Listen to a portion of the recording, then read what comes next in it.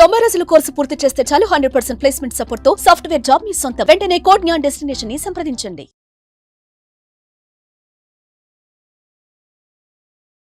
నమస్తే ఉమా గారు. నమస్తే అమ్మా. జ్యేష్ఠ నక్షత్రం వారికి మనం కనుక చూసుకుంటే ఏ విధంగా ఉండే అవకాశం ఉంటుంది అంటారు? ఈ సంవత్సరంలో 1-2 పాదాల వారిగా మనం చూసుకున్నా, జ్యేష్ఠ నక్షత్రంలో ఉన్న రాశుల వారికి మనం చూసుకున్నా కలిసి వచ్చే అంశాలు ఏంటి, ఏ విషయాల్లో జాగ్రత్తలు వహించాలని అడుగుతూ ఉంటుంటారు. సో ఓవరాల్గా వీళ్ళకి ఏ విధంగా ఉంది? జ్యేష్ఠ నక్షత్రము 1, 2, 3, 4 పాదాలు కూడా వృశ్చిక రాశికి సంబంధించి చంద్రుడు 16.40 డిగ్రీల దగ్గర నుంచి 30 డిగ్రీల దాకా సంచరిస్తున్నప్పుడు ఎవ్వరు ఏ జీవరాశి జన్మించినా జ్యేష్ఠ నక్షత్రం కింద పరిగణించబడతారు.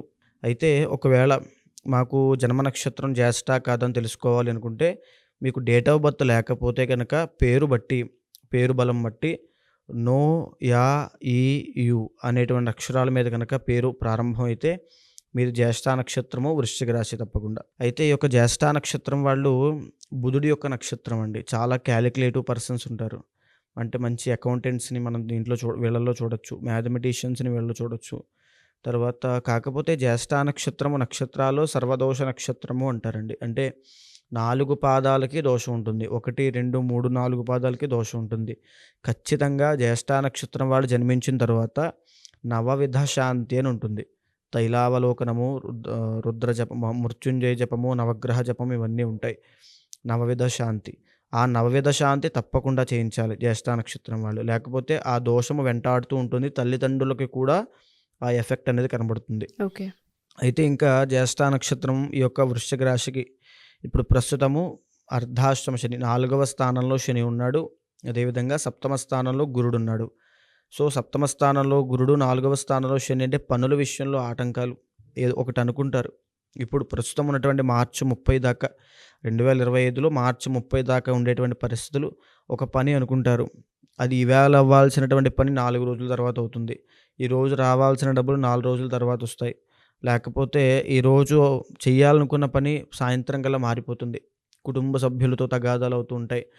ఐడెంటిటీ అనేది రాదు, అంటే గుర్తింపు అనేది ఉండదు.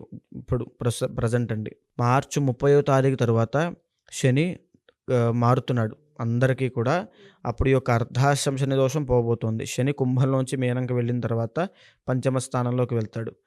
అదేవిధంగా మే 15వ తారీఖు తరువాత ఈ యొక్క జ్యేష్ఠ నక్షత్రం వాళ్ళకి గురుడు అష్టమ స్థానంలోకి వెళ్తాడు. అష్టమంలో గురుడు ఉండడం గురుబలం లేకపోవడం కింద మనం తీసుకోవచ్చు. ఎప్పుడైతే గురుబలం లేదో జాతకుడికి ఒక కాన్ఫిడెన్స్ లేనట్టు, ఒక సక్సెస్ లేనట్టు. మార్చి 30 దాకా 7వ స్థానంలో గురుడు ఉన్నాడు, కాస్త పర్వాలేదు అనుకుంటే అష్టమంలో గురుడు వచ్చిన తర్వాత ఉన్నటువంటి జీవనోపాధి కూడా కోల్పోయేటువంటి అవకాశాలు ఉంటాయి.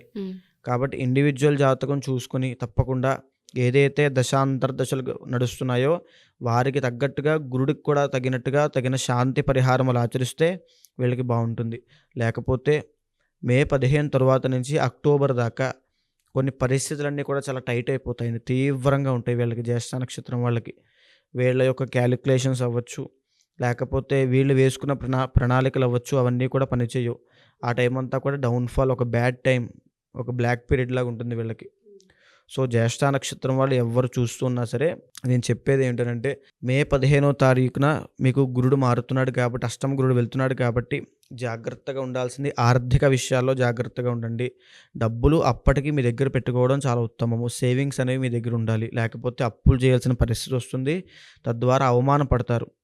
తర్వాత గురుడు ఎప్పుడైతే లేడో మీ జీవితంలో సక్సెస్ ఆగిపోతుంది. అంటే నిత్యము ఈరోజు ప్రశాంతంగా మీరు ఈరోజు లేచి మీ దినచర్య అంతా కూడా ఉద్యోగం చేసుకుని ఇంటికి వెళ్ళి భోజనం చేసి పడుకున్నారనుకోండి, ఈరోజు మీరు విజయం సాధించినట్టే. కానీ ఆ రకంగా కూడా లేకుండా ప్రతిరోజు పోరాటం చేయాల్సినటువంటి పరిస్థితులు జ్యేష్ఠ నక్షత్రం వాళ్ళకి గోచరిస్తున్నాయి. కాబట్టి జ్యేష్ఠ నక్షత్రం వాళ్ళు చాలా జాగ్రత్తగా ఉండాలి. సో ఈ జ్యేష్ఠ నక్షత్రం వాళ్ళు చేయాల్సింది ఏమిటంటే 2025 ఎప్పుడైతే గురుడు మారిన తర్వాత శివుడికి సంబంధించిన రుద్రహోమం కానీ, గురుడికి సంబంధించిన పూజలు కానీ చేయాలి. గురుడికి ఏం పూజలు చేయాలంటే 16,000 సంఖ్య జపం చేపించి, అదేవిధంగా హోమం చేసి గురుడికి సంబంధించి, తరువాత తర్పణములు, మార్జనము, సమారాధన ఇవన్నీ చేసి గురుగ్రహానికి నువ్వు శనగల దానం ఇచ్చినట్లయితే, నవగ్రహాల్లో ఉన్నటువంటి గురుగ్రహానికి అర్చన చేసి షోడశోపచార పూజలు చేసినట్లయితే ఈ గురుబలం పెరుగుతుంది. ఈ గురుబలం పెరగడం వల్ల రాబోయేటువంటి సమస్యల నుంచి బయటపడతారు.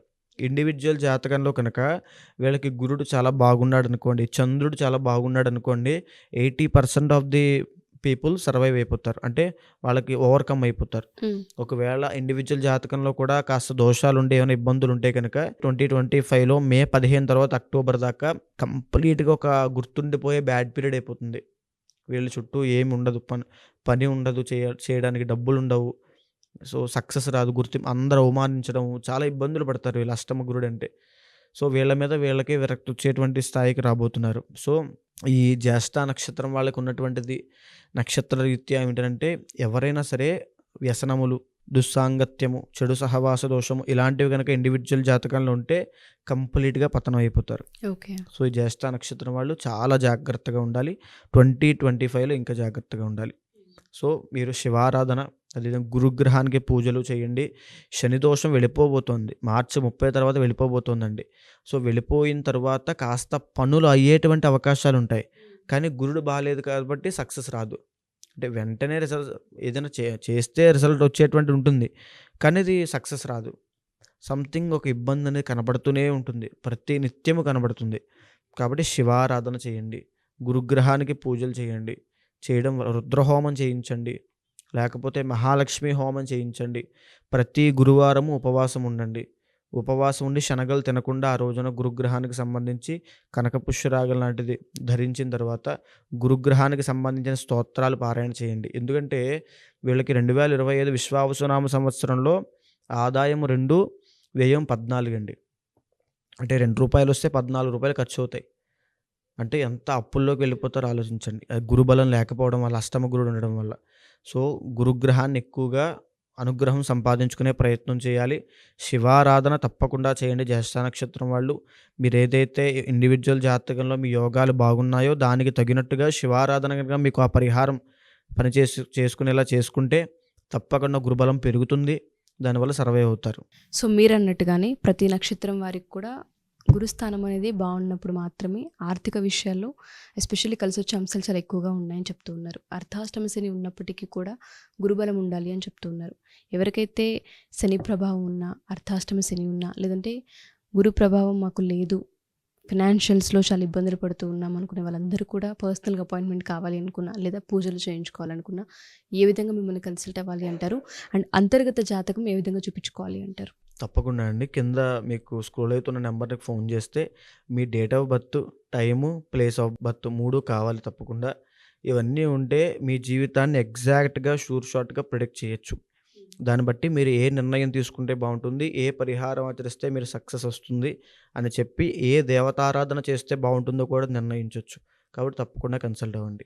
ఓకే. సో ఎవరైనా సరే మా ఈ వీడియోస్ కనుక చూస్తూ ఉంటే అంతర్గత జాతకం బట్టే మిగతాదంతా డిపెండ్ అయి ఉంటుంది. కాబట్టి ఈ నక్షత్రాల వాళ్ళు ఎవరైనా సరే ఒకసారి అంతర్గత జాతకం చూపించుకోవాలి అనుకున్నా, లేదా పూజలు చేయించుకోవాలి అనుకున్నా కింద స్క్రోల్ అవుతున్న కాంటాక్ట్ నెంబర్ని కాంటాక్ట్ చేయొచ్చు.